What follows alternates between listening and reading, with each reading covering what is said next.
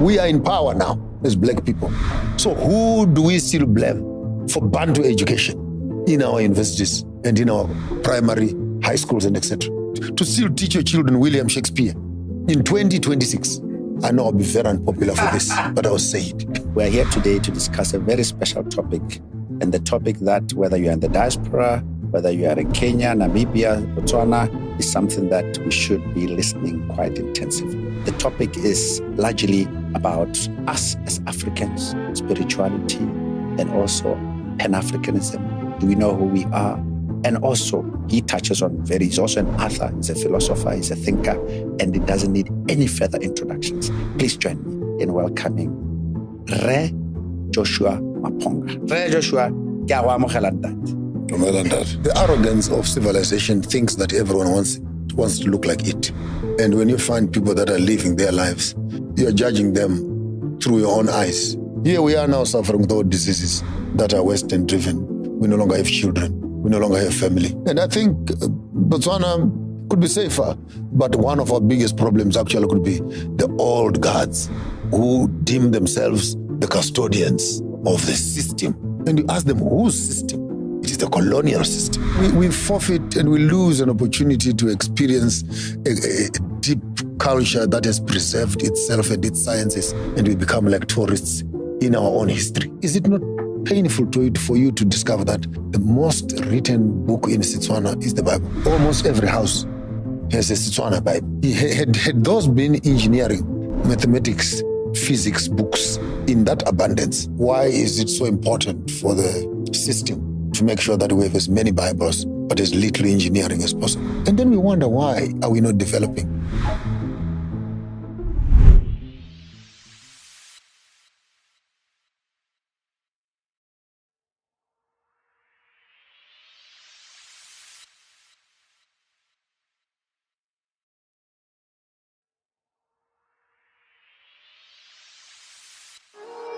Welcome to the Growth Well podcast, where we tap into a well of knowledge, innovation, and leadership to fuel Africa's growth.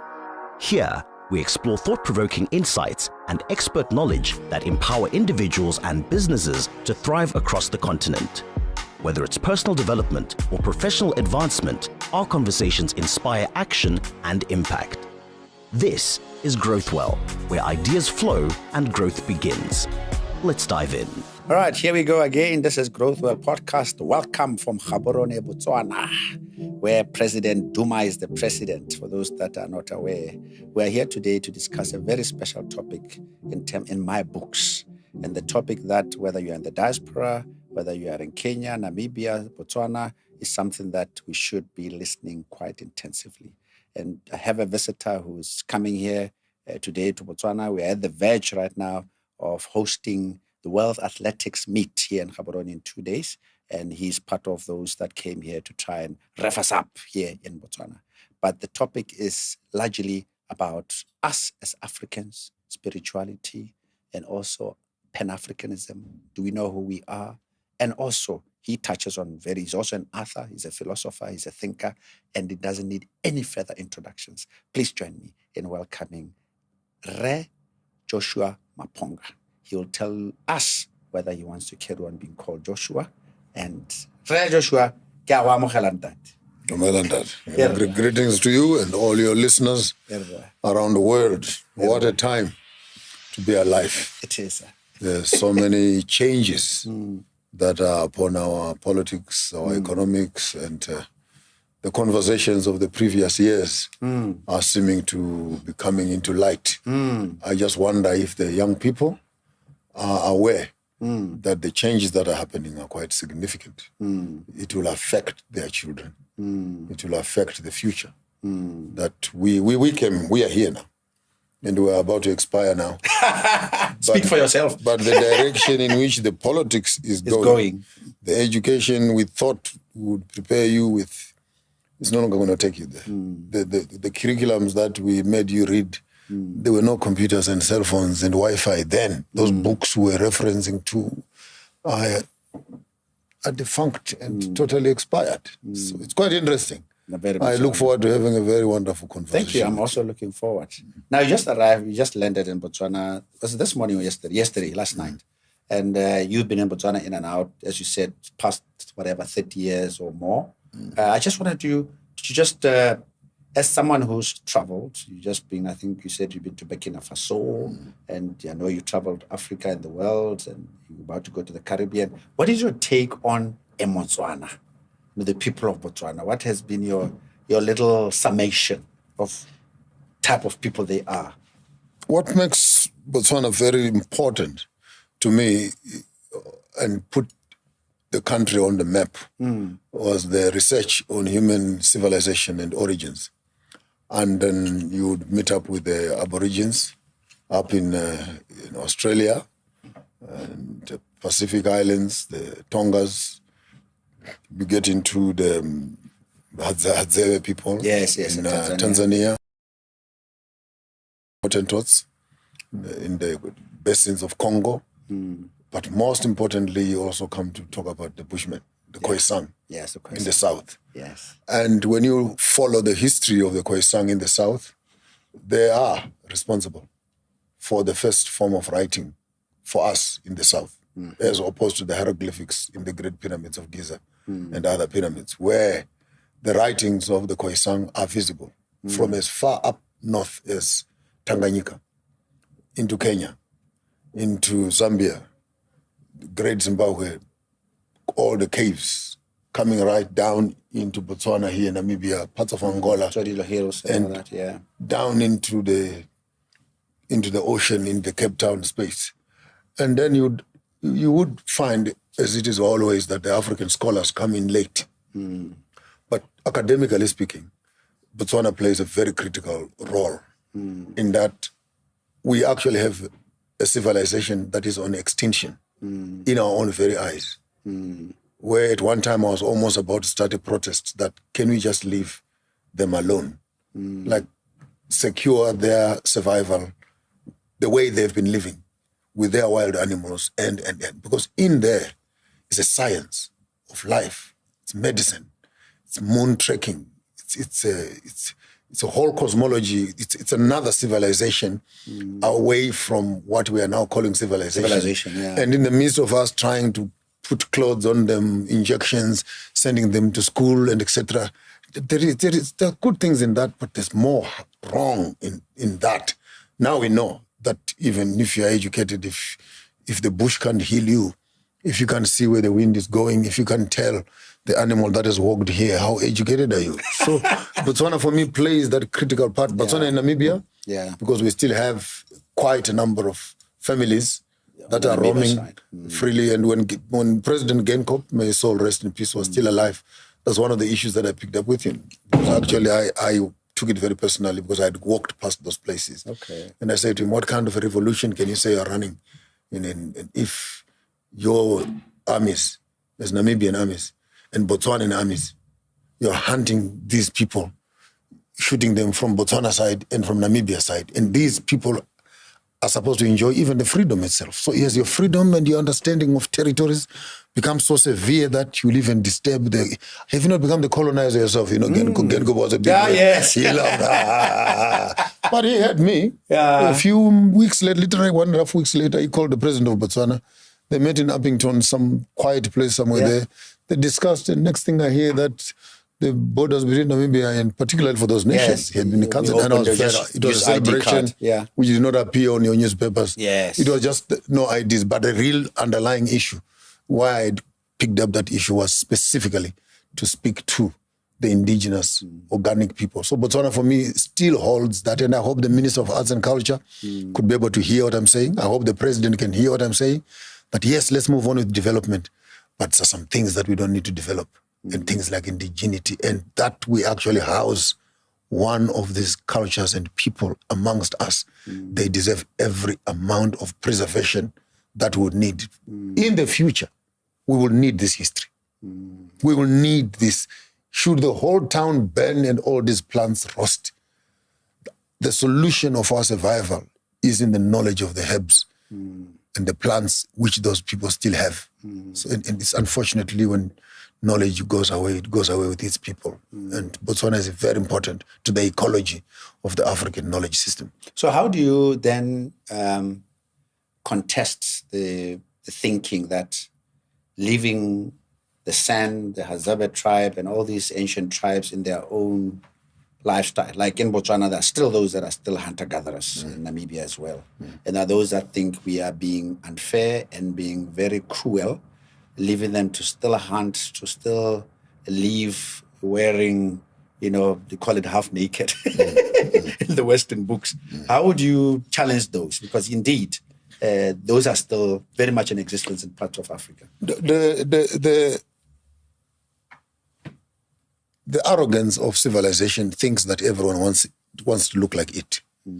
And when you find people that are living their lives, you are judging them through your own eyes. You're not being honest. I call that maybe it's academic dishonesty, or it's cultural dishonesty.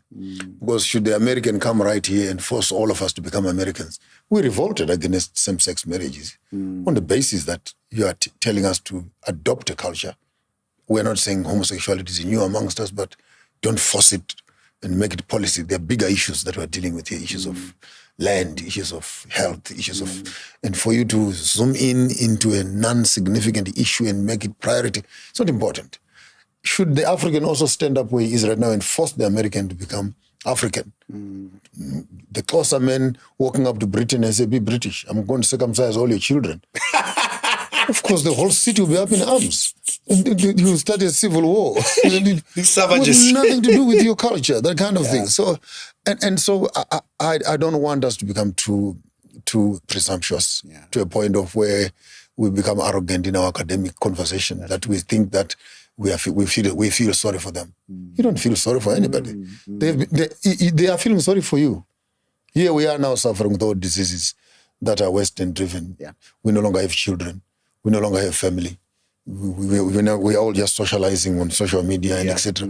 They sit in the evening, they dance around their fires, they can still read their stars, they follow the tracks of their animals, they are living. Who said that they need our sympathy? And again, that's a colonial parasite mindset, where a white person comes to an African and finds him, doing his own food, and says, no man, it's a better way of doing this.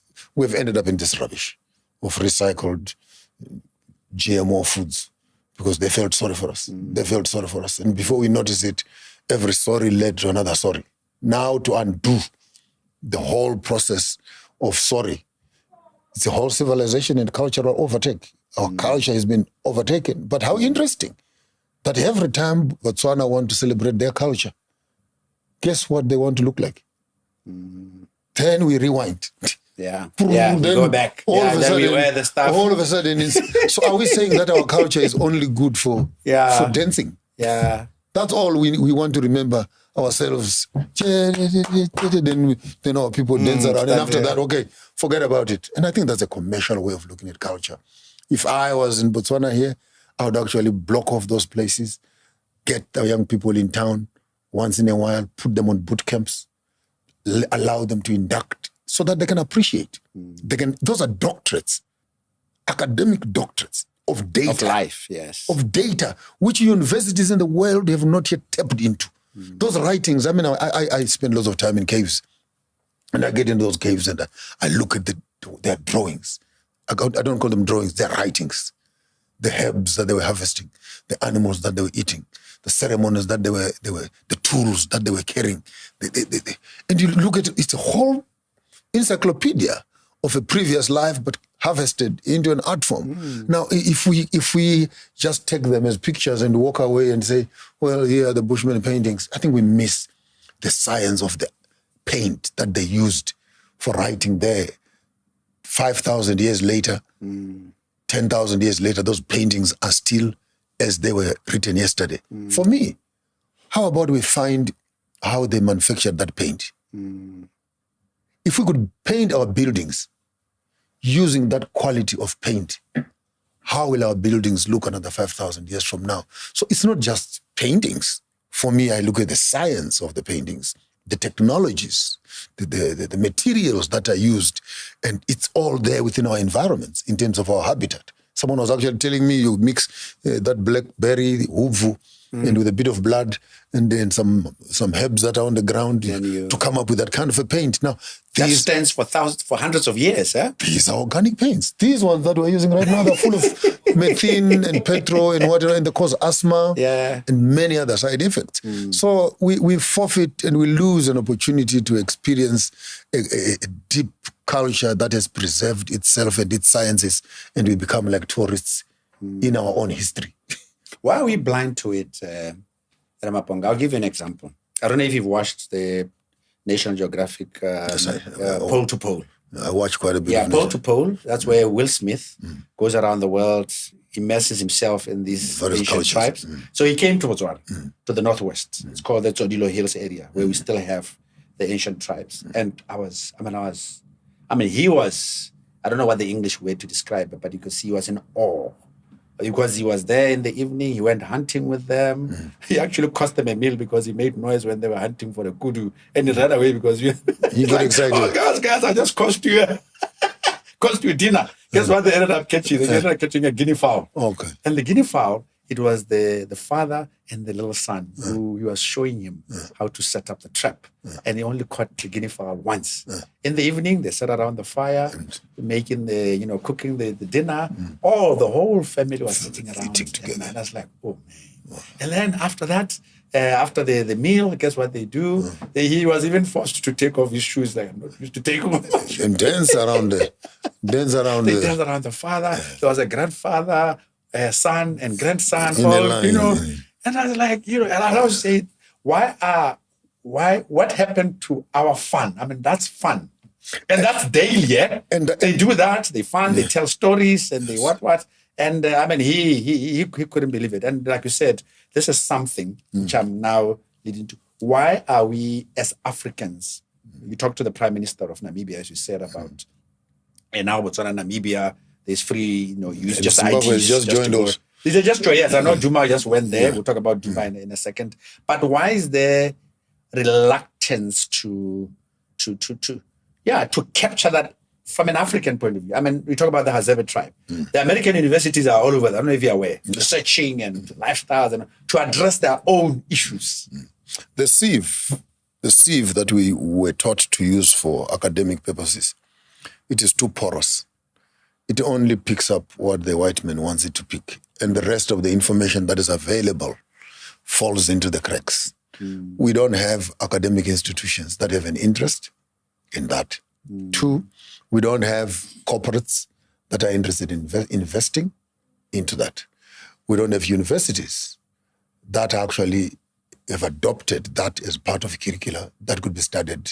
And you have history classes, but they are teaching Mussolini. They're teaching you the German wars, the South, and etc. So at the end of the day, you are in your country, you are an African, but the whole structure of you appreciating, learning, harvesting your indigenous knowledge systems and inculcating them into the lifestyle of the day and the science of the day, it's altogether missing.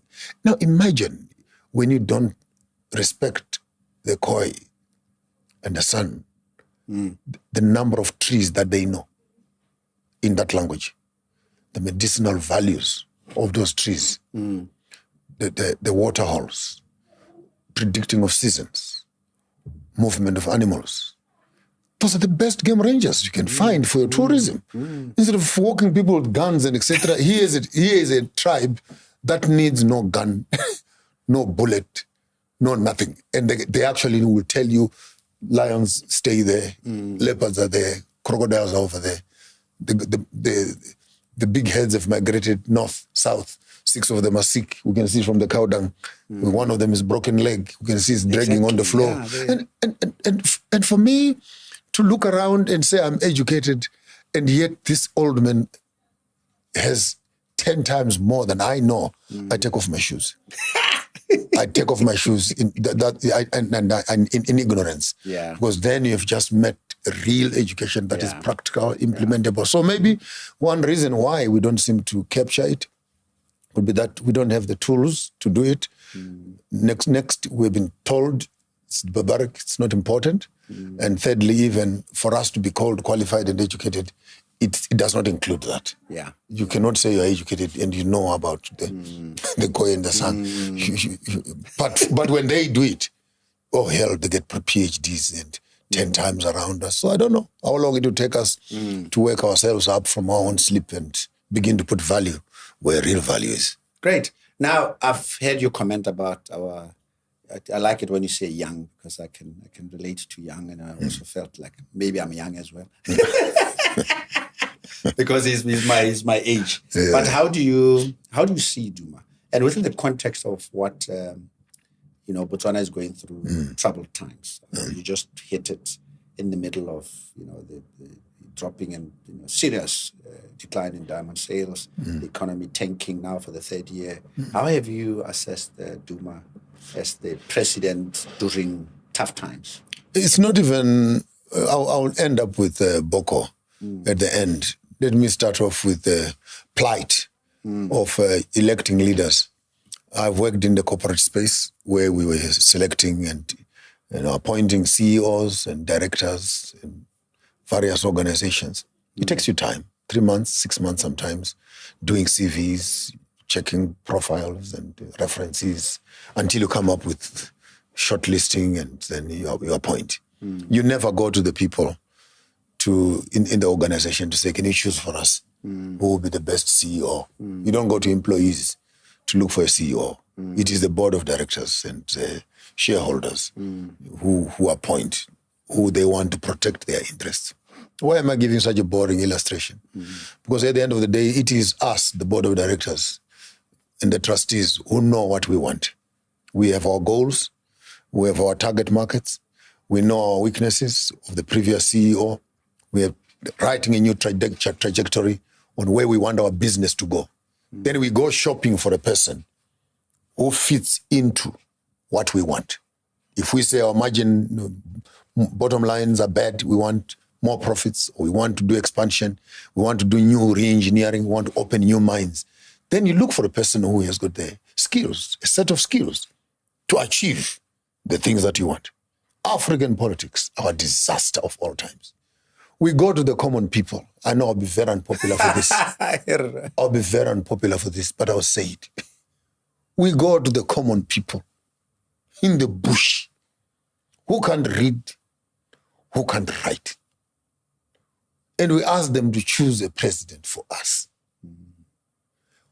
who don't even know what kind of qualities do we need to achieve and solve the problems that we have.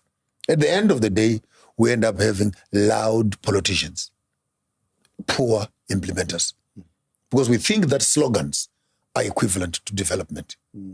I could be a silent engineer, but I'm able to build a road. Yeah. You can be a loud politician who can't even fix a door. How often in Africa do we go to find a teacher and make him the Minister of Infrastructure Development? You go and find a nurse and you go and make them the Minister of Tourism. And you crisscross these skills. What you need is a set of skills for a specific task. And I think that if Africa could begin to move to a meritocratic, which is appoint by merit and qualification of task, would move much faster. So what do you do as Botswana? You say, what are our problems? We need the diversification. We need to develop businesses. We need to work on our legal systems. We need to re-improve our regional relationships. And for me, this goes into people like yourselves, where you must begin to do intelligent political education for your community in preparation for elections. Because it is that quality of conversation that informs the people, that for us to transform and move the country to where we want it to be, what kind of a person do we have? We are fortunate in Botswana here. Got a young man, and that makes him teachable and adaptable. Beautiful. You have a lawyer, so in terms of the discussions with De Beers and etc., readjustments of legalities around businesses, it's a space in which he's at home. It's his forte. And many other elements that could come around in this international footprint right now. He's got enough peers who are good encouragement to him. The likes of the Sahel Three Musketeers there. That is, Traore and these two friends. They have a good friend that is coming up right now in Madagascar. That young man is also popping up. He's the one who's shaking up the French. He just kicked out the French the other day. Yeah. And for me, and I wish Boko can hear this, President Boko can hear this. Don't be afraid, President. Make them your friends. Create for yourselves as young leaders a forum where you can begin to rub on each other and learn from each other and grow together, because your failure is failure for all the young people that will ever have the old people will never trust young people ever again. So we have an opportunity, and Boko for me brings in fresh, not that is necessarily older, but a fresh, I got you. A fresh sense of patriotism, and he's not flying alone. And there's a major amount of developments that are happening, new dreams that are being spoken, visions that are being, diversification. I hear electricity is coming up in the deserts there. Yeah. I hear cities are going to be built in the desert there. And people say, hey, he's just dreaming. But we all are proceeds of dreams. It's mom and dad who dreamt of building homes. Are we not here today? We are here in the Grand Palm Hotel here. Was this not someone's dream? We're here in Dubai. We don't know someone's dreams. First, yeah. We're in Singapore. So at the end of the day, when people have no dreams, then why do you say there's no development? Because there's no one that can dream.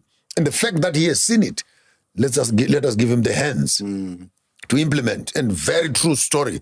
And this I will say it, and I want to underline it. Our Honorable President Mnangagwa last week met up with Duma in Zimbabwe, and they agreed that we no longer need, both of them, the speeches are there on media, we no longer need to have passports across. Passports, we can use our own IDs.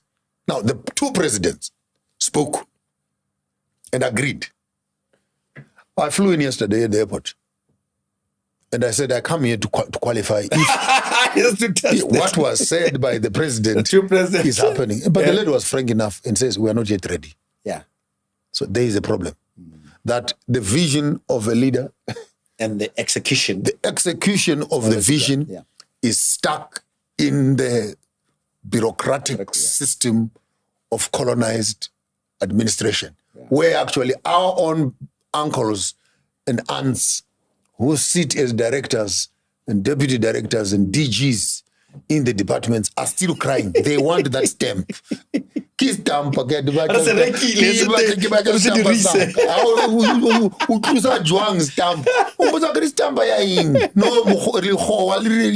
If someone is coming in your country, they must stamp. So we have, and even Burkina Faso has got that problem where the bureaucratic middle class and all holding the system when the president wants. And for crying out loud, the beneficiaries of the French for a long time abuse, they build up their empires out of the corrupt deals with the French. Now here a young man comes and he wants to kick the whole thing upside down. Hell no. Hell will break loose. You'll be assassinated by your own brothers and cousins. And I think Botswana could be safer. But one of our biggest problems actually could be the old guards who deem themselves the custodians of the system. And you ask them, whose system? It is the colonial system. They've won their awards, won their the badges over time, over looking after the white man's interests. And if you come around and you want to push that, they feel like the heavens are falling. Like you've just insulted them to tell us that we no longer need what? And when all they know is how to print and check if a passport is fake or it is true, and they don't know, we no longer need it. But of course, they must look at the typewriter in the light of the computer. A man who still wants to sell typewriters now, I think he belongs to the historical museum. It's no longer, it is expired. Yeah. So it's interesting because when President Masisi did the deal with Namibia using IDs, apparently, I didn't get the speech. He also pronounced that Zimbabwe is next, and there was a bit of an outcry. The Zimbabweans will come here. Joshua, but they'll be coming here left, right, and center. And I'm underlying the brevity of Duma. I mean, he probably knows that. But you got to look at the long term and see the benefit. Yeah. For Botswana, the advantage, you have 2.5 million people, 25 million people. In terms of scales of population, Zimbabwe is a brother. Yeah. In terms of skills transfer, Botswana can actually harvest the cream of what Zimbabwe has. Yeah. But even better than that, the relationship of Botswana and Zimbabwe, in the absence of the Boer Wars, the Tswanas, we have the Tswanas in Zimbabwe, as much as we also have the Xhosas and the Ndebeles and the Zulus, and we also have the Kalangas, huge population of and the Vendas and the Tsongas and the Sotos. So you look at it from that angle, really. I don't think Zimbabweans will come here if the doors of opportunities are intelligently opened. You have built up a big reservoir here of engineers because of the mining houses that are here. Yeah. If we can move some of them into Zimbabwe to beneficiate the mines there with their skills and get the Zimbabwean community employed there, who needs to travel anywhere? Because even when you come here, we don't want to stay here. It's slightly too hot for me. I would want to come here and make money, for sure. But immediately I have my money. I can tell you, and that's not good business, where someone just comes to your house to loot. And I'm sorry, I'm going to be very candid and open. And I know some people might not like what I say, but I'm not here to get stars. But it's not right that I come into your country and all I want is to grab and run. Yeah. And yes, I'm going to contribute a bit of taxes here and there. But ultimately, when you ask me under room temperature, I am actually waiting to hit a big deal and I hit the road.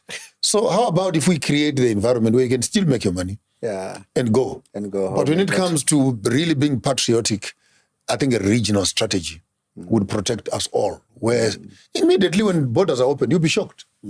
People will flock into Botswana. They will buy from the shelves and go back home. They're not coming here to look for employment, etc., and work and be. Yes, you have those few rogue elements. Yeah, yes, you have always in any society. But if you look at your market value, if right now Botswana can say they get warehouses that are in South Africa into Botswana, good business strategy, by the way. Listen to me very carefully. I'm listening. Get the warehouses that are in South Africa into Francistown areas. Now that the borders are opened, they're open, you could actually find that Botswana could begin to make much more money through this, because the borders of South Africa are not friendly. So since this one is becoming friendly, you'd rather make yourself. And then you have a corridor there in terms of Bulawayo is here. Bulawayo is over there. Yeah. And actually, so and Livingston is not too far. It's a window of opportunity. And I think where good relationships are counting, we're able to harvest a good return. I celebrate that. Now, this touches on the African. I mean, Mnangagwa, Duma, and the doc, I mean, some of us question. I mean, the Berlin Conference, 1885, that did the borders, and I want us to talk about the philosophy of the African. As I told you earlier, I went to Ghana the other day, and I went to Kwame Nkrumah's memorial, and I got my injection. If you say yes. That's moving forward. Pointing the right direction. And I have to say, because when I was there, I did go to Jamestown. I don't know if Jamestown. I always go to the poorer areas of the city and always reflect what Kwame Nkrumah would have thought, And now, what is your take in terms of Kwame Nkrumah's philosophies and his compatriots around how the Africa should come together, and why we have been so overwhelmed by the Western education, the Western borders? I mean, we talk about Botswana, Zimbabwe, and Zambia. I mean, the bureaucracy at the borders, when our people are poor, I mean, it's criminal. And the white man, and the white man is gone. Yeah, it's brother to brother now. But they put a system there that we have to protect a legacy. I would want to throw you into China. China took 30 years with its doors closed to the international world.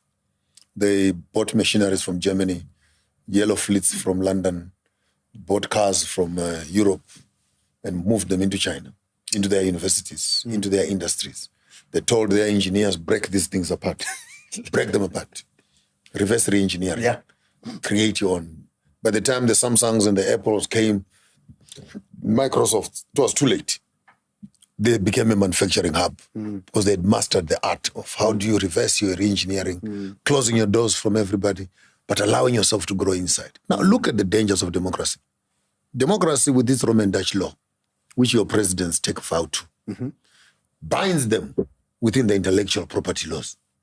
You can't do this. You can't do this. You must honor your contracts. And some of these contracts, for example, will tell you that you cannot produce a car in your country because we are going to be, Hyundai comes here and says, we are going to be assembling cars here. Therefore, you as a government, you cannot have an indigenous person coming up with a new car in this country because we've already built it to be a competitor against us. The government signs those things.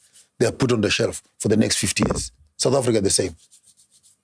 South Africa produces military equipment, but they can't produce one car. Because BMW has got them under the neck, Mercedes-Benz, Toyota. Yeah. So at the end of the day, you are going to consume what we assemble ourselves. And your innovation, we don't care. Now, when you have the governments that are stuck in those kind of relationships, this goes for manufacturing, this goes for mining. You got a contract with De Beers for the next 99 years, stuck. Generations after generations, stuck. You can't, because democracy is you must maintain and be honest to the contract. Now, what happens to a revolution? A revolution comes around and says, to hell with bureaucracy, to hell with all these protocols and etc. Kwame Nkrumah was slightly more radical than Julius Nyerere. This is where they clashed. When Nkrumah said, let's do the Africa unity now. Mwalimu, being a teacher, says, no, let's do it slowly. The borders should stay a bit slow at a time. Let's break ourselves into regions and we move. We're still moving slowly. But the revolution cannot be negotiated. And for 65 years now, we are still moving slowly. But as we begin to see the Sahel state coming together, 3 states in one, if we were smart enough, Botswana, Zimbabwe, Namibia, Zambia. We can come together. Also. Malawi and Mozambique is don't throw away. Leave South Africa alone. Leave no, I'm serious. I'm serious. South Africa has got lots of wounds. They need to heal. Number 1. 2, even while they are healing, they have not fought yet. South Africa has not seen war. They've seen violence, but not war. War like we saw in Zimbabwe, where a country comes to a standstill. Schools are burnt to ashes. Hospitals not function. Roads are not working. Kids are carrying guns. People, the whole community, rape is rife. Soldiers are shooting, and we are there dragging our ankles into shallow graves. And we are being recruited to go and fight the battles in Mozambique. It's a different kind of thing. I've smelled death in the air. It's nothing I wish for anybody. But it looks like South Africa really want war. Because in the midst of their democracy, they've included too much diplomacy at the expense of the common people. And the common people are starting again to get restless over the meager resources that are available on the ground. So the Africa that I see is an Africa that must begin to look at the Chinese model and say, how do we close our doors to external influences, amalgamate our strength into a common space? Maybe for a start, let's start with one stock exchange in Africa for diamonds. Botswana, Lesotho, Namibia, Zimbabwe, whoever has diamonds, let's have our own, like the Arabs did with OPEC for fuel. All the Arab states came together. All those who do oil, come here, let's sit here. How many barrels? How many barrels? How many barrels? How many barrels? You don't do business with anybody. If they want to buy oil, they all come here and buy it OPEC price. So the whole Middle East oil deal is sealed because the seller has consolidated it into one package. The American then went in, they say, okay, the currency must use is our currency. But the prices are agreed. Now you look at diamonds and say, why not come up with a diamond? Bugger off those Americans. Bugger off the Dubaians. You are producing the diamonds. Come up with your own body. You can't have the kimberlite being determined somewhere else. Bring it here. Europe, And I'm looking at that from the agricultural sector. I'm looking at that from all of the minerals that we have in Africa. Ultimately, all these pieces put together, can that not give us one stock exchange in Africa? If one stock exchange is in place, can that not give us one bank? If one bank is in place, can that not give us one currency? Before we can even start talking about borders and people moving, people just think of chaos where people are just coming and carrying katundus. They call them katundus in Zambia. They're just carrying the mashangani bags. Just carrying katundus. We can begin to put the infrastructure together that creates the symbiosis in African economies. And we might be shocked that immediately we begin to do that, monies and resources will begin to be distributed equally to the places as according to the resources. Zimbabwe, as of last week, first one in the whole of Africa to export lithium processed liquid. Processed? They've already started? Last week. Wow. The first shipment went out. No more lithium goes out through that door. And I know this is a soft thing, but the next 2 years, they're saying no more even the liquid. We must produce the batteries here. Now, Botswana, you want to start a solar thing here. Yeah. And here, lithium is here. Across the road. Yeah. So if I were you, Boko, I would be in China right now or in Germany getting lecturers who can come to University of Botswana and begin to teach my students how to manufacture these panels using the batteries that are nearby. This is the way the value chain comes into place. Where and you young people also listen to me, young people. Stop looking for these stupid careers, man.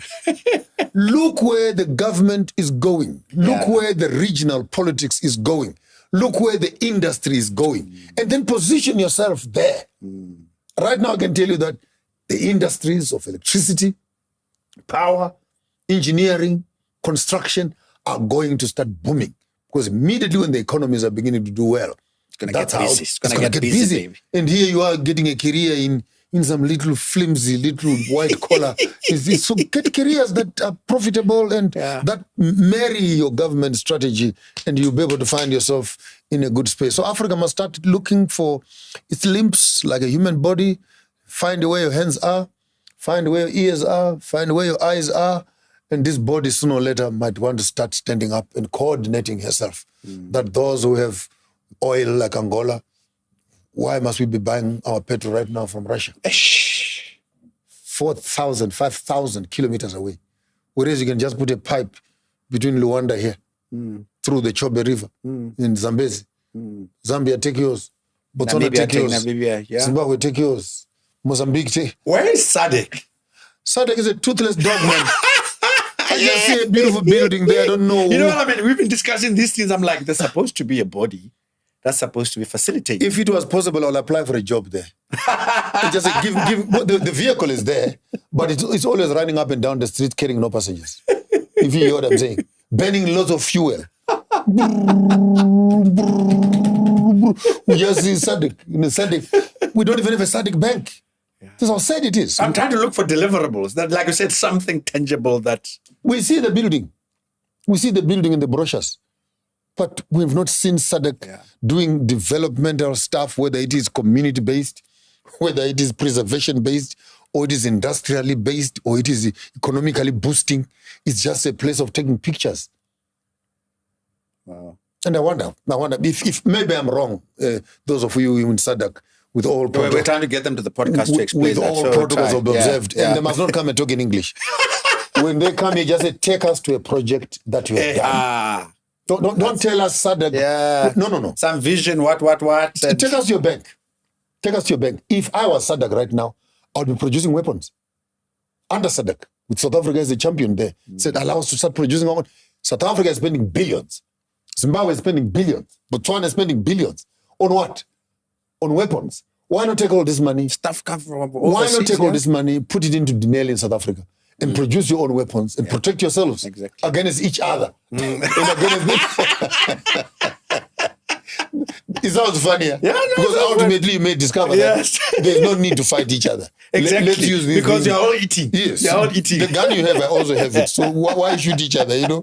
So maybe, even if it would mean agricultural. Agriculture, I mean, water, sharing water. And if it could mean stock exchange, but I don't even know what that thing is all about. They changed the spelling from SADC to SADC. I can't account. So in conclusion, talking about the African, I call it maybe the little revolution has started, looking at Traore, looking at the other two nations there, Niger and so forth. I don't know Ruto in Kenya, what he's playing. You know, I like what the Namibian lady is also doing. There is the Renaissance seems to have, it's moving. I mean, I don't know whether it will be achieved in our generation. That's what because like you said, the forces that are working against it, I think they'll come now with the you know, I don't know what you do. And for the final kick, and they know if they lose this time. Yeah.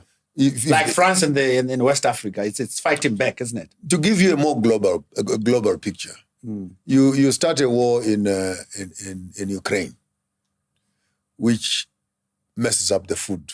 Ukraine was a breadbasket of Europe. You messed up. You start a war there. America is a criminal. You know, food is not coming. Then they must buy wheat from America. So it's business for America. The war in. Then you go for the Nord Stream. You bomb the fuel supply from Russia. Okay, we hear you. Then you come to Iraq. You start a war. You go to Venezuela. You make another blockage. You come to Iran. You make another blockage. Ultimately, France in particular. Then the coming up of Traore, the uranium is cut. Food is cut. Oil is cut. Oil again is cut. Strait of Hormuz is closed. Now you begin to see France now acting in a paranoia way because they have, for the longest of time, lived on a leeching parasite economy. And when the Sahel state and other French-speaking states are beginning to break away from France, no longer putting their deposits in the French banks and then getting it back. Imagine you put your money in France bank. When you get it back, it's a loan. See how France has been making money? Yeah. Your own money. You take your budget as a country to say, keep our money for us. When you want your money to come and pay your workers, it's a loan to you. It's no longer your money. It has become our money. France has been running that. And when the umbilical cords are starting to be chopped off, Macron is almost losing his head. He wants to resign. He wants to run away. Now he says he's done enough. But it's true. This model is not sustainable. But if I was France, I would have been looking at how do you repair what you have destroyed, rather than in Mali. He was there 3 days ago, bombing Mali with his mercenaries, trying to kill the young man who is in power now. And I think it's in Madagascar, same thing again. And Burkina Faso, almost 15, 20 assassinations attempts. And I think it's becoming desperate. But it's not going to win. Because this time around, we're not going to be giving it on a plate. With Africa is coming up together, and I think people like yourselves and many other young people, we need to start talking local politics, and then we raise our voices higher to regional politics. Ultimately, we need to start championing what I might call African politics, where in our own way, I want to challenge your station. Come up with your barometer of the leaders that you want for Africa and package them. And start populating that calendar with the leaders and the quality that you want. Where there is an empty spot, put the qualifications that are needed. We need a Minister of Finance for Africa. Who is the best financial person in Africa? Not the richest person. Who can actually, and find him, put him there. Who could be the best for sports? Who could be the best for culture and tourism? Who could be the best? And maybe this dream you're talking about. No one has seen it yet. I'm also looking for that fire. But maybe the day we all see that fire, we see that timetable, we see that catalog, we may actually start having a dream which we can sell, which many other people can sell. And the revolution does not announce. And once the people are ready, they will move themselves. But you'll agree that now, and I like what you said, it's in pockets. We have a Traore, you have this one. The revolution has not really... And I wanted to go to the soft issues now of, let's call it the revolution. From my understanding, as an example, visiting Macron again, the French, when you go to Cote d'Ivoire and Benin, they speak French. Apparently, some of them have even lost their own indigenous languages.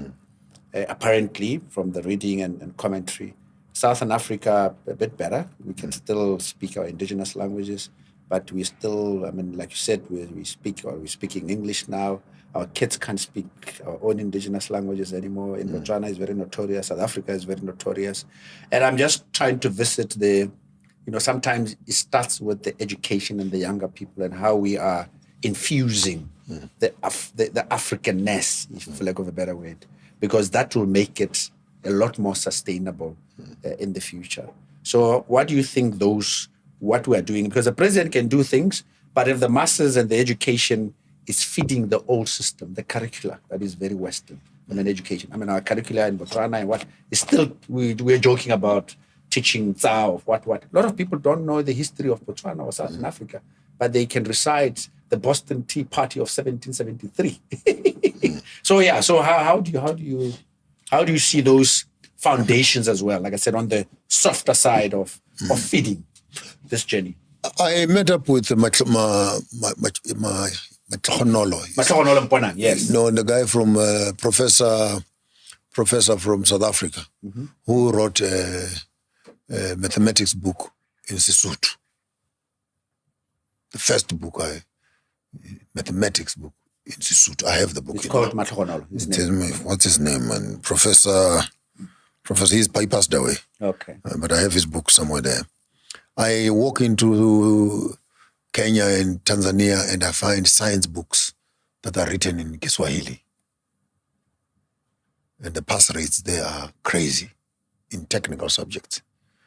Because if a nation can read and count, if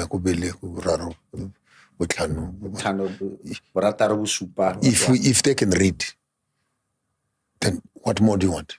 They already have the software of counting. What's now lacking are professional academicians who can now translate that. Is it not painful for you to discover that the most written book in Setswana is the Bible? Yeah. Almost every house painful has a Setswana Bible. Had those been engineering, mathematics, physics books in that abundance. And we're still translating into many other indigenous, and it's big celebrations and the potluck and everything when it's been translated into some local, And maybe that's the weakness of the mind. That why is it so important for the system to make sure that we have as many Bibles, but as little engineering as possible? And then we wonder, why are we not developing when in fact we invest ourselves and our effort into the very things that make us not to be able to develop ourselves. So we are touching a very important element which speaks to curriculum development. We don't have to apologize. We are in power now as Black people.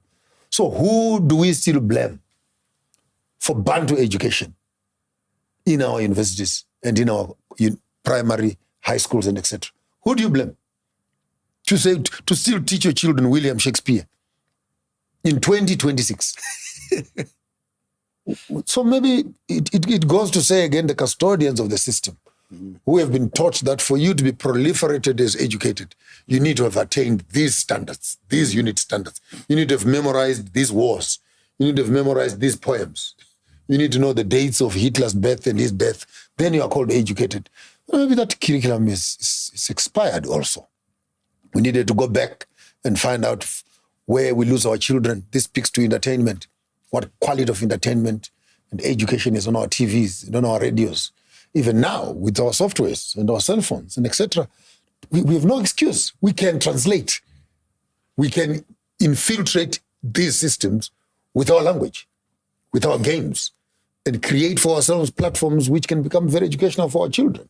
So we miss that gap of when you get educated to adapt your education to where you are coming from, so that you become a bridge of interpreting.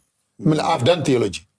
If you want to enjoy me at my best, ask me to say, when you look at the Bible, where do you see the African in the Bible? What is the bridge between African culture and the Bible culture? Then I'll show you a man who was told to marry another man's wife who had passed away, and God says, please go and sleep with your late brother's wife. Continue the generation. I see polygamists sitting over there. I see people collecting herbs over there. I see Jesus picking dust and putting in people's eyes and opening up.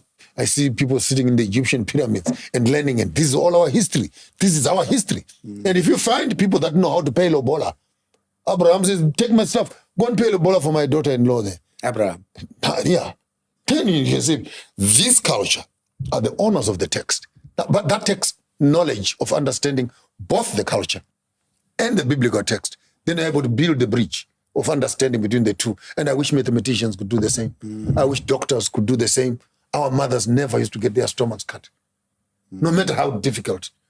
The death rate of midwifery in child delivery was very low. Really? Oh, no, in the ancient times, it's a fact. In modern times now, the anesthetic what? The anesthetics, the use of anesthetics, yeah. The doctor is here, the gynecologist is here, and mothers are still dying and stomachs are being cut, children are dying. And you wonder, which part of civilization is this? Is pregnancy becoming a sickness now?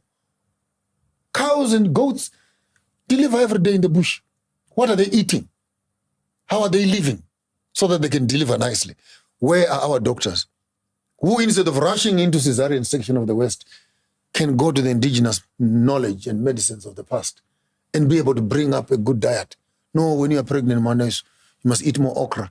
You must eat more so that you're able to oil your things and make it more softer. These diets are not acceptable. Stay in a warm room. Please put a big cloth around the womb. Keep your womb warm so that your child does not shrink and cold and breach and all. That knowledge is sitting with some old grandmother somewhere. And where are the doctors that can, after you get your small little PhD, PCF, whatever you call it, gynecology specialist, and say, okay, I've received a piece of paper, but there's something I don't know about my people. And you can walk down from your echelons of self-importance and go back into primitive knowledge and scoop that knowledge. Now come to your desk. This is what academia says. This is what tradition says. And in yourself, you can be able to come up with a hybrid form of medicine where when the patient comes to you, you can say, do you want to deliver the natural way or do you want to deliver the academic way? And people can begin to make choices. Like China. When you get there, do you want indigenous medicines or do you want going to a standard hospital? Yes. Do you want plastic or do you want organic? I went there. I was there. There are pharmacists are in two sections. Organic, indigenous, and plastic. You choose what you want. Aspirin here. This is the root, which is the same element with this one here. For flu, this is the herb package here. This is the Vicks, those. And they're doing it so seamlessly within. So for you to be a pharmacist in China, you're not just a pharmacist. You need to know both worlds. And I think Africa, we are 10 times bigger than China.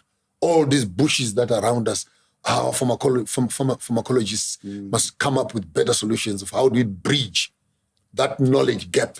And I'm only mentioning pharmacists, agriculture, mineralogy. We're mining men way before these rascals came here.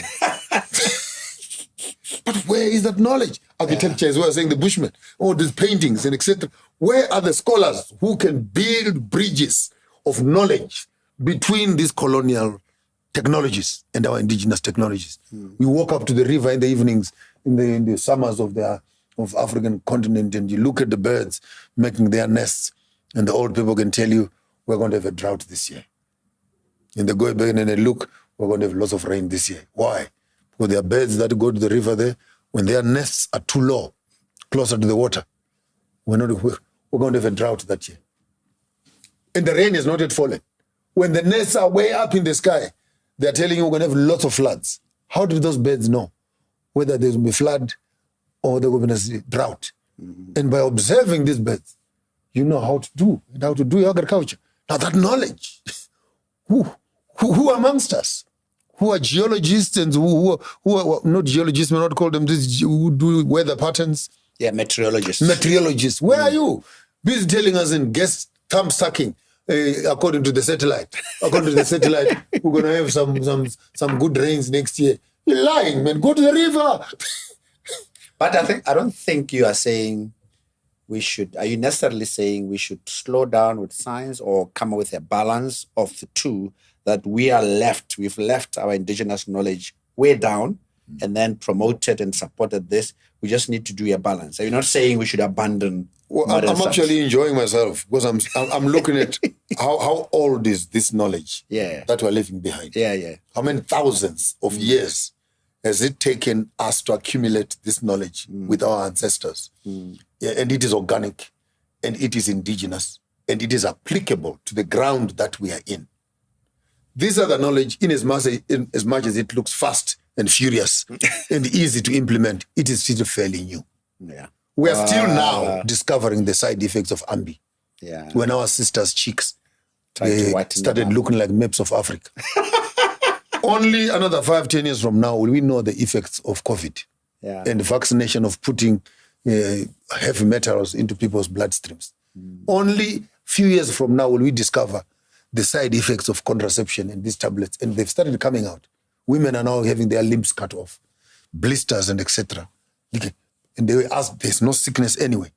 But the bodies, because of the toxins and etc., they've been pumping into their bodies for 5-10 years. Obesity, you find mothers that have hanging hands, hanging bellies and etc. But they're trying to eat well. But that thing that was shot into them, it's messing up their hormones. And their bodies are now beginning to react only now. If we were to do research right now, I could almost tell you a good percentages of female health is caused by those type of contraceptions. What happened to our old ladies? When you start bleeding, put your red bead here, 2, 3. On the 7th one, it's thinning up. Orange, 1, 2, 3, 7. It has stopped. Put the white ones, 1, 2, 3, 7. It has now put the green ones, 1, 2, 3. Your first 28 days is right there. There's your entire hospital. There's your entire family planning. And if we can begin to discuss polygamy from here, it makes sense. Because a woman only needs a man on the white and on the green. And she decides if she wants to get pregnant. Well, she does not want to get pregnant. I'm not saying this is all thorough, but this is what all people used to do. Now, who amongst us can go back and study this science? And we can reintroduce it to our children without pastors saying, our children are now becoming demonic. I'm a Satan. That's why I always say, if that's even tradition, just shut up. Keep quiet. Yeah, no, my brother. Let's talk about and you correct me, you're a huge critic of Christianity, which comes a bit odd because you were ordained and you read theology, you were immersed. You just told me earlier, no, lemo 7th day, Musabata. So, and I'm saying this because, the Pope was just in North Africa recently, and I was just picking up quite interesting stats. But actually the level, the rate at which Catholicism is increasing in Africa is still on the high. People are still going, which is bizarre because in Europe, the churches are getting emptier. But in Africa, it's the other way around. Do you want to just take us through your view on that? The danger of Christianity, it is that it has assumed the role of identity. And because our grandmothers and grandfathers were in it, we're people of continuity, naturally, as Africans. So most likely, if your grandfather or grandmother was involved in something, you would find it very difficult to walk away. So their clothes are very important. Their lifestyle and whatever other emblems that they leave become very important. So as population is growing and the grand matriarch here is Catholic or is whatever, it is very easy to have the African migrate towards what they might call their family faith. Yeah. And so the Pope is very strategic in terms of rekindling and reigniting the African interests, because that's where the strongholds are going to be, Africa and Brazil and Latin America. And the Christian conversation becomes a bit more complex because the obsession with eschatological, futuristic second coming of Jesus seems to overshadow development and dreams and visions. When you ask them what's happening, that Jesus is coming. When? Soon. How soon? Soon and very soon. Okay, when someone has that mindset, the question is, can they do long-term planning? Can they invest when they actually know that Jesus is coming soon? We've had few waves where in the 1990s and in 1844, where pronouncements were made, even 2000, where the hype came back again, that Jesus is coming. People sold their farms. People removed their children from school. People stopped doing everything else because they were waiting for the second coming of Jesus. And unfortunately, he did not come. Even a few months ago, there was this rapture thing that was burning through the media And so the whole theology, when it makes you so much heavenly minded and of no earthly good, I think theology can become a danger to development, because then it puts everything into the future and subtracts you in the present, where you begin to trust God for everything. But the same Bible says, occupy till I come. I made you so that you can be heads and not tails. And what is in the head? So that you can see, you can hear, you can taste, you can smell. That's where the senses are. And that's where God has put us. So why are Christians busy sitting at the back, in the outlet of whatever is happening in the front? So I don't think you even read this Bible correctly. Because if in the Garden of Eden, I've given you this, work in it. Develop it. Was that commandment only given to white people? And black people must always be sitting with the ball in hand, walking around and begging, as it were. And everyone acts. We'll even say God has placed all of us on the face of the earth so that all of us, we can look for him, though he's not far away from any one of us. Therefore, this God that works with tourism, you need a passport to go and see God there. He comes over here to talk to. So my understanding started moving a little bit into social gospel, and then going through the text, finding African culture in it. What does social gospel mean? Responding positively to social issues and social ills. Okay. Yes, be it poverty, be it war, be it liberation theology, all the structures of hermeneutical explanation, particularly to social implementation. Okay. And then African culture in the Bible then pushed me over the margins.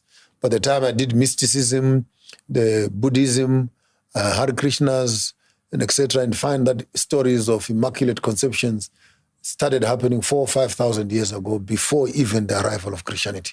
These stories have been there.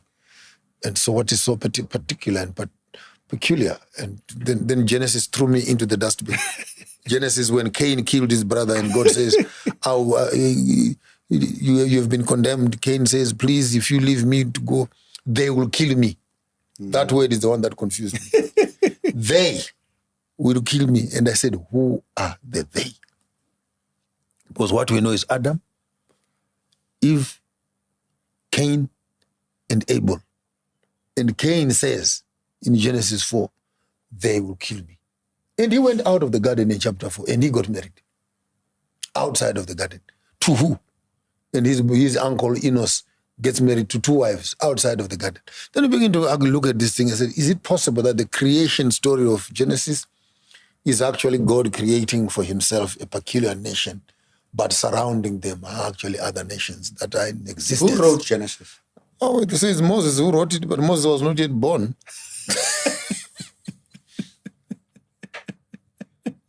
Moses is only born sometime in Exodus there, a couple of hundreds of years later. And actually Moses did not write it. It was a recitation from Midian. Midian, who is the son of Keturah. Keturah, who is the wife of Abraham after the death of Sarai. So when Moses killed his brother and he went to Midian, then he sat down with Midian, and Midian then, because Moses was already a pagan coming from Egypt. He did not know anything. So the first time he heard, in the beginning, this was the traditional oral tradition from Abraham. Then Jethro teaches Abraham, and Jethro is the father of Zipporah, who is the wife. So you begin to connect all these pieces together. So the Bible was actually written right here in Africa, right here, recited from amongst ourselves. But again, to know that Egypt becomes older than the Jews. Our civilization was way ahead. By the time the Jews came, were in establishment. Because the Great Zimbabwe was already standing.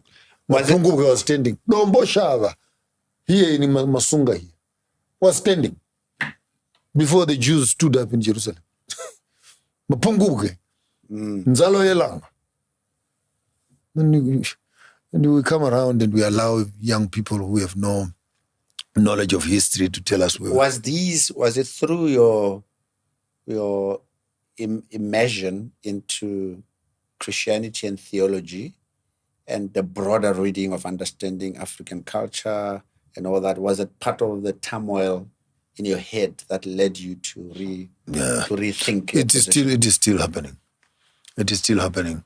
Sometimes I see it through the biblical text. Sometimes I see it outside of the biblical text. But the scriptures themselves have remained somewhere in the center of my conversation. I'm still trying to find the thread that connects this, because there seems to be a disjoint. It's either you must be this or that. Yeah. But the white man is this and that. And I'm wondering why it is so passionate for the African to say you can either do Christianity, don't do culture.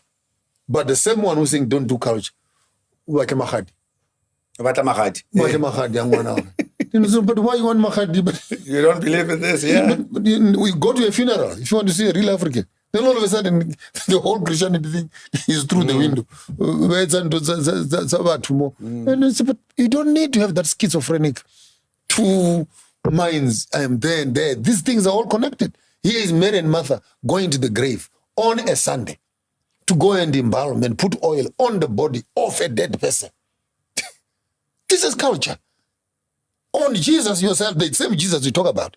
Here are women who are going to do what is culturally acceptable in their own culture, in the New Testament.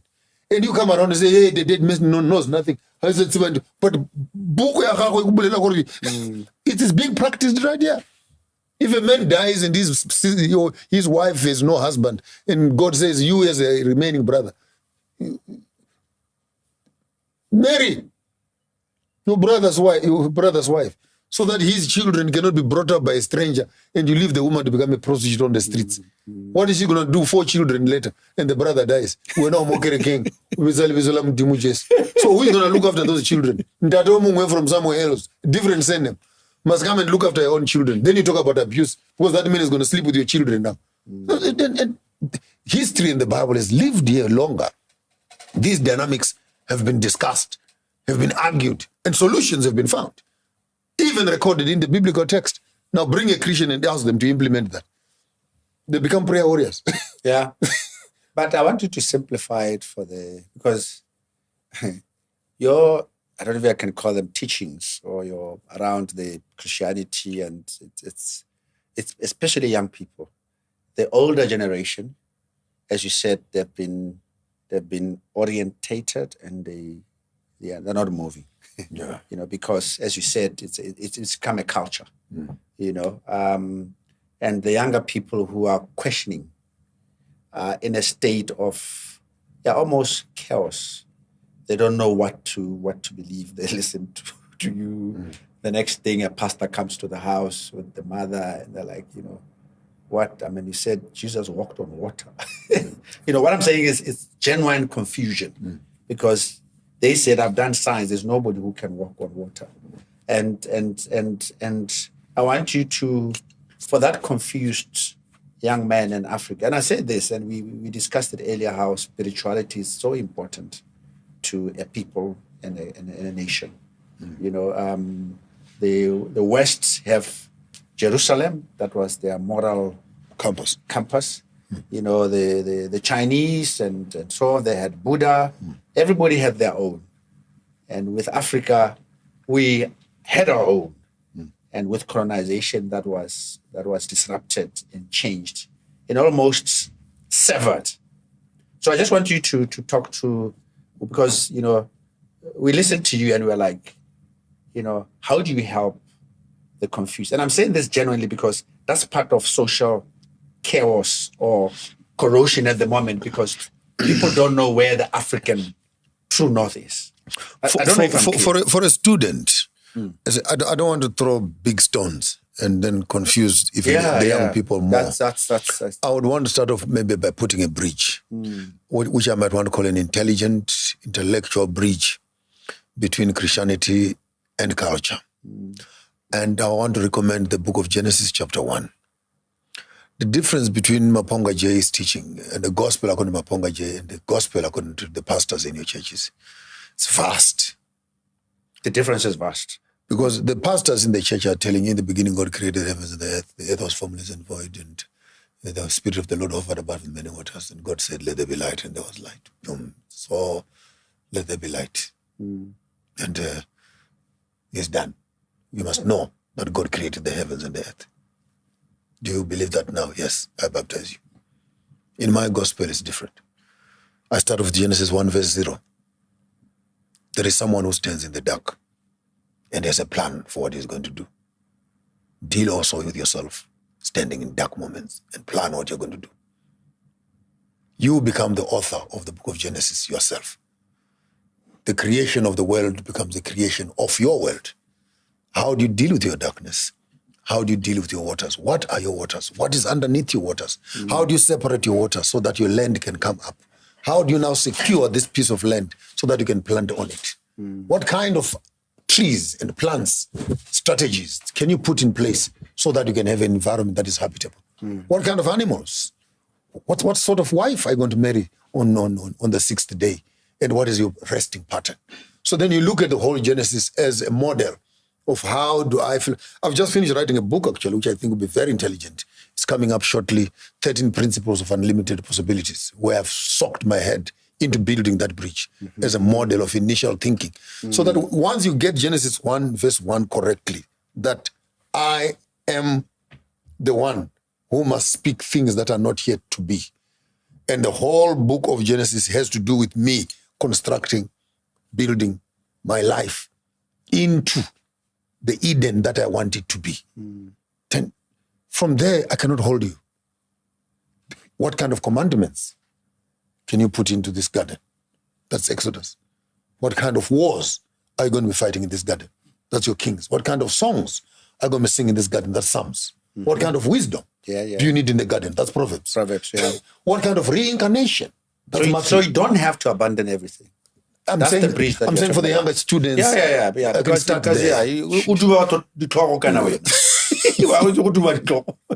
yeah, because it's and I see there's a lot of maybe in South Africa, I don't know, you know, Bishop and Evan. They're all now critiquing Christianity. There's a whole army of disciples of Maponga. So you can't strawberry a situation and not help to bridge. Yeah, and I hope it's cheering on almost being irresponsible. I'm trying, and I think by the end of by July, my birthday month, I should have that book available. I would love to come back and launch it here. Please, yes. And we can have that maybe discussion around colloquium detail. Around. I learned a new. You learned some English today. I knew colloquial. Not colloquium now. No, that's good because I wanted to end there because I'm quite serious about I'm trying to find the right English where there is this. Also, it's also done by, and as we go into geopolitics, it's done by for instance the right wing in the States. The way it's anchored on God and Christianity, and the young man or young woman here is like, why am I associated? Why is he saying this is that the same God as mine? The way he's behaving, the behavior of the West has actually proved that the Bible is not right. Because how can you be the right wing that believes in God yet you are the most fighting, most killing, most destructive?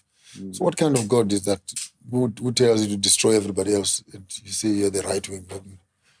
You're fundamentalists, but in your fundamentalism, you are the worst of all military generals who are butchering the whole world over. Then how good is your religion if it can change you? Let's end on the geopolitics.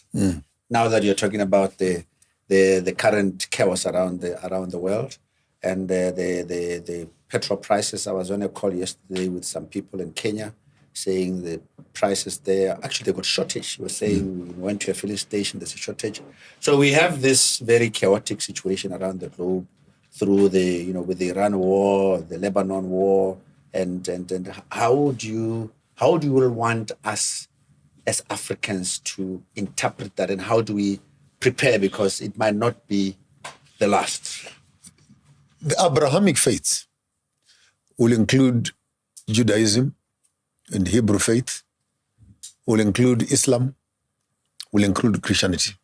They all have their genesis in Abraham. One then has Torah, one has the Bible, one has the Quran. One has Jesus, one has Muhammad, one has Yahweh on the other side. These three religions, ladies and gentlemen, they all have an obsession with takeover and ultimately being the only religions on the face of the earth. Christians believe that when the whole world falls under Jesus, every knee shall bow, every tongue confess that Jesus Christ is Lord and is King. it creates for them a panacea where they want to drive towards. And America wants to be in the forefront of that. We've seen that in Nigeria. Even we want to protect the rights of Christianity in those areas. So it's clear. The agenda items are clear. And Christianity believes that once it takes over the whole world, then the Messiah will appear. And then it will be new living altogether. While they're planning that, Islam also thinks, if we can bring the whole world under the rule of the Sharia law, Muhammad, and we clean the world of drunkenness, prostitution, and what, and create an Islamic world, then the world will be a peaceful place for everybody.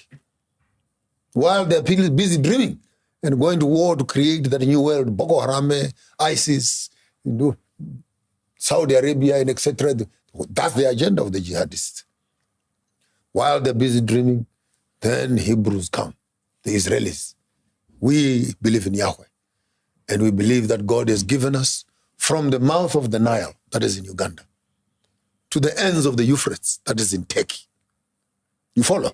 This whole region here must fall under Israel. And then, according to the Bible, the Israel will grow. The redeemed of the Lord shall return. All nations shall come and fall at the feet of this God, Yahweh.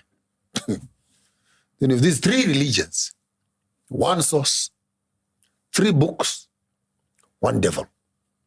You honestly believe that? I'm giving it to you as it is. So ultimately at the bottom of this, the question is, which God is superior to the other? And having said that, when your gods are fighting, then why are you killing each other as human beings? Why not just close God, Yahweh, and Allah in one room? And they can fight themselves there.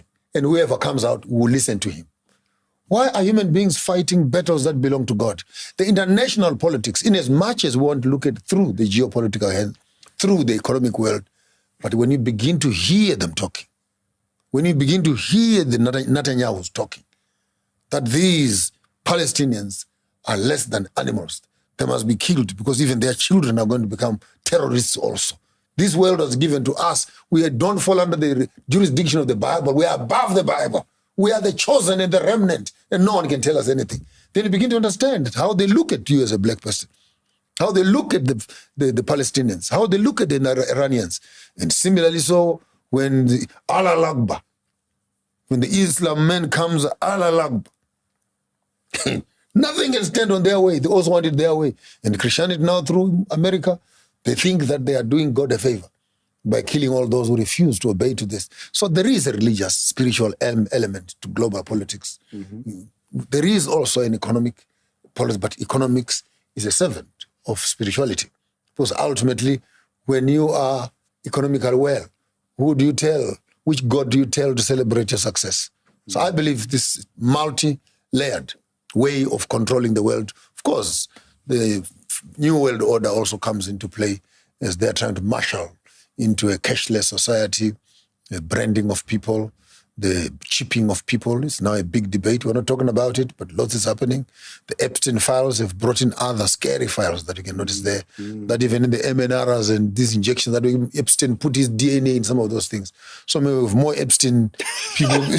Don't even go there. It's appalling stuff. Yeah. These nano-science and nanotechnologies that are coming in. So we are fighting on various levels. We are fighting with physical, we're fighting in diet, we're fighting with medicines that are being injected, we're fighting politically. And while the world is fighting, Africa, please plant food and be as organic as possible. Don't run ahead and get excited about everything that is coming from the West. Hey, hey, let's be careful a little bit. Let's slow down.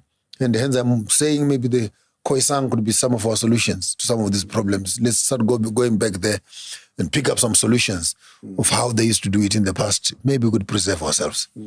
Because I'm thinking as you are articulating this, about the motivations of global religious politics sects, yeah.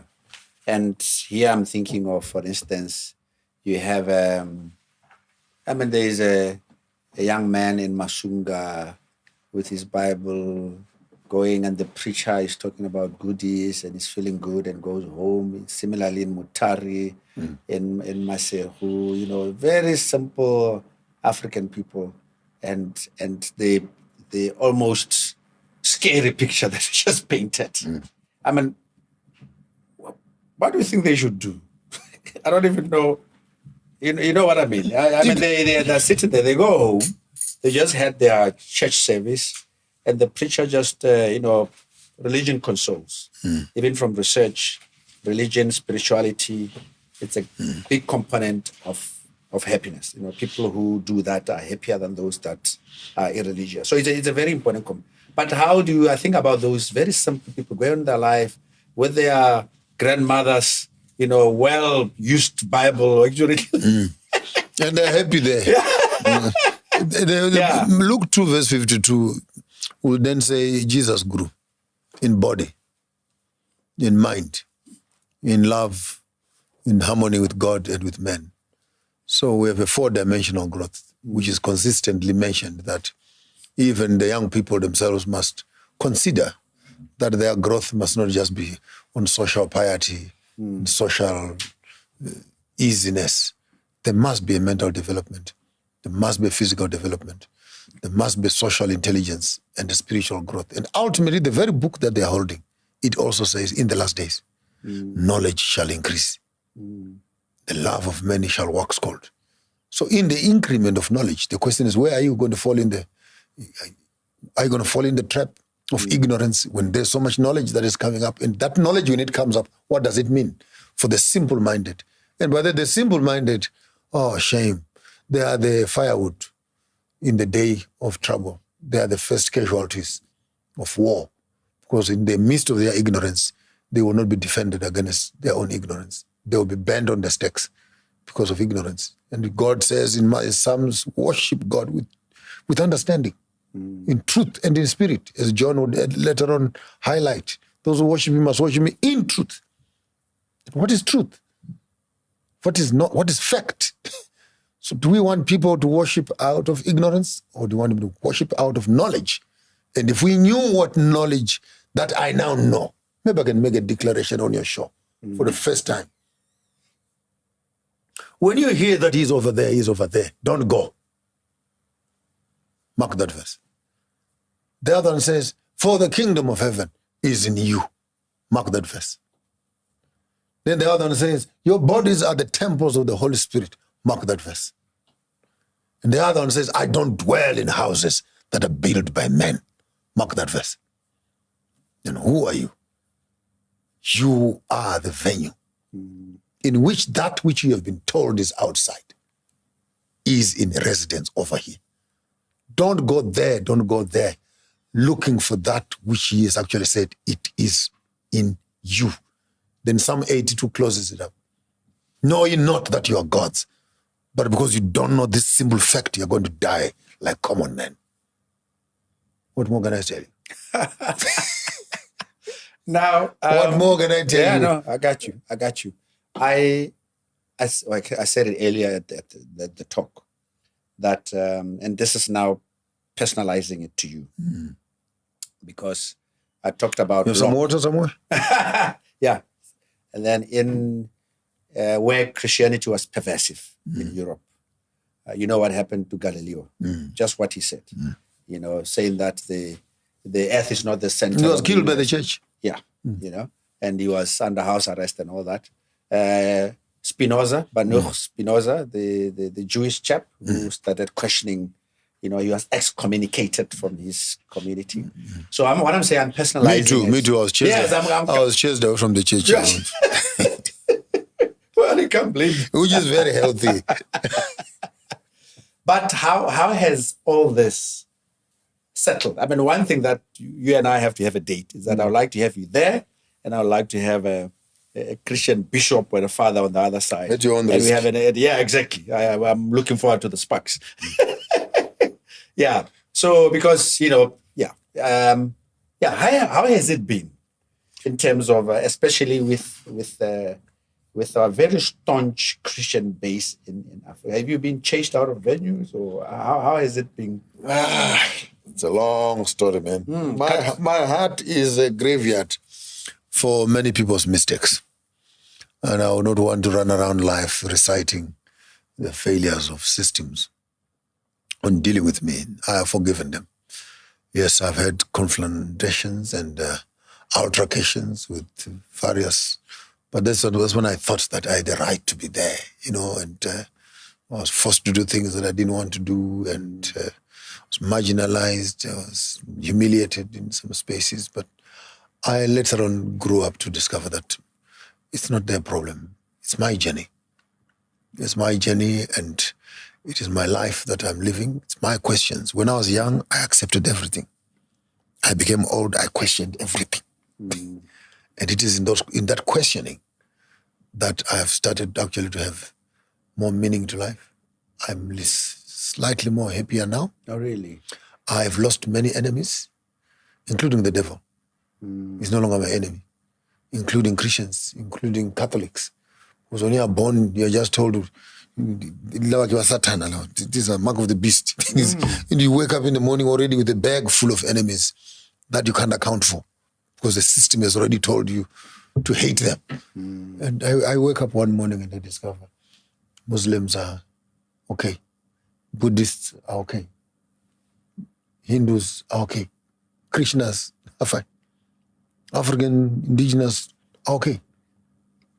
And I think it has given me more acceptance to my new lifestyle of mountains and caves and forests and etc. And just trying to slow down and reload and download fresh files in the midst of silence of nature. You have no regrets? I'm much, much happier. I have no regrets. I lost my pension, my career, my 33 plus years of work flushed down the drain. And you walk around now and you are being pointed fingers. Used to be. My ex-bishop, my ex-pastor, some people come around trying to rub some salt. Some write some statuses, we are still waiting for you to come back. Yeah. Some send you your own sermons. And they people have various ways of torturing you, in there.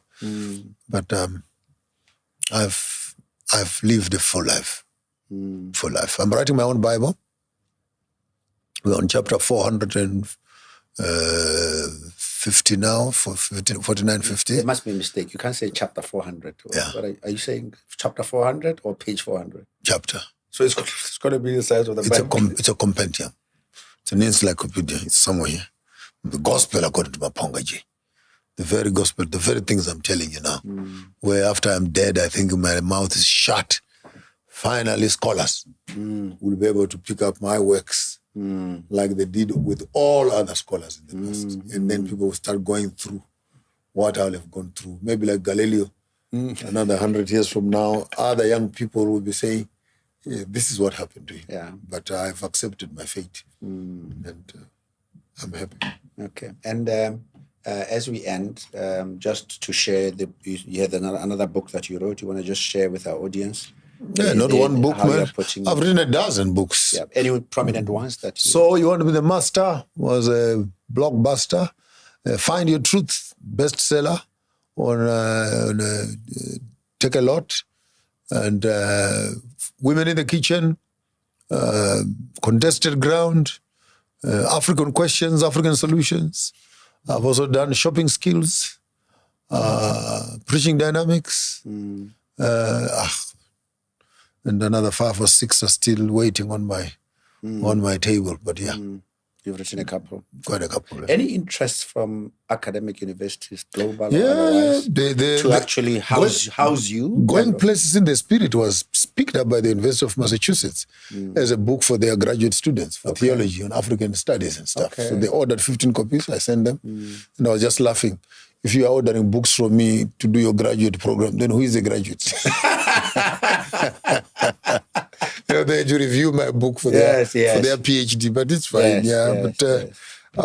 Those books are found on most of the outlets, but some of them I have not submitted them there because these guys rob us a bit. But conversation for another day. Yeah. And then any other book outside you that the concepts that we've been discussing, spirituality, Africanism, and all that sort of encapsulates your thoughts, or something you recommend for young people across Africa to say, when you read that book, it will contribute to the bridge. That would give you a toxic. I know there are many of I'll them, give you a toxic one.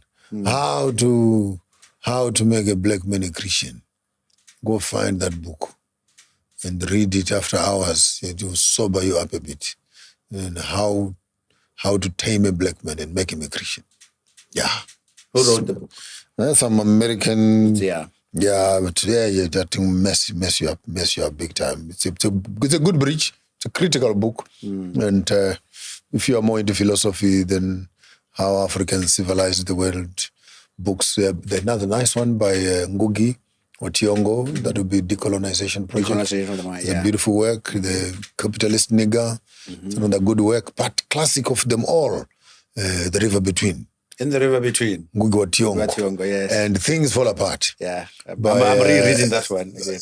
I think that Chinua Achebe was a prophet. Yeah. Now I read that book now and I find out that in a beautifully structured narrative, in a philosophical fashion, if you read it with a political eye, now that I'm grown up, I mean, that book, it's like, it was written in the future. It's classic. And I have a Telegram page, Farmers of Thought, where I've curated about 3,000-4,000 books, African authored books, and most of them African history.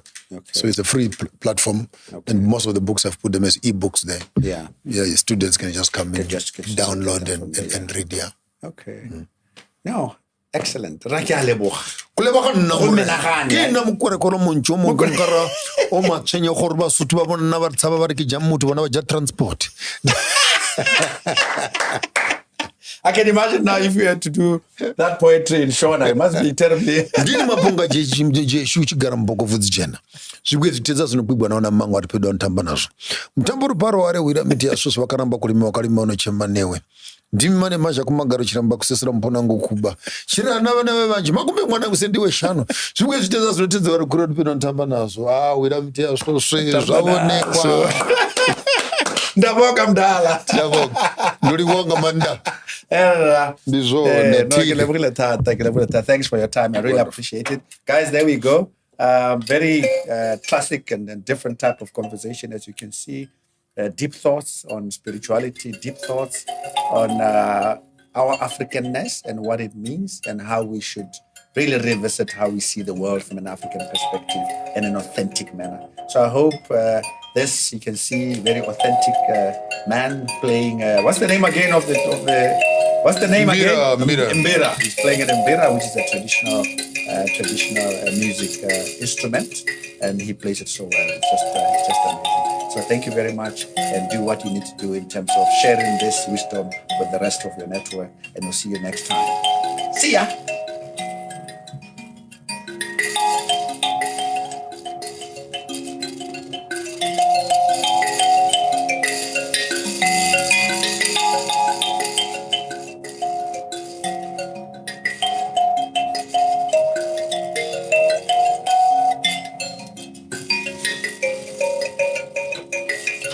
What's that like more? What's that like more? What's that like more means, you know, when you are in church and the preacher is on good form and you are just hanging in spirit. Guys, the Growth World family, thank you very much for watching, and we really appreciate it for the growth that we've gone through the past year. But the bulk of you are still not subscribing on our YouTube channel, and we'd like to encourage you to please subscribe so that we can increase the viewership and the reach. And those that are not on YouTube, please also share, like, so that we can reach more people out there. Whilst on YouTube, we also have a very vibrant WhatsApp community that we will love you to join in as well, where we do debates on these issues. The community you can find on the description aspect of the YouTube. So go there and you can join our WhatsApp community. Thank you very much.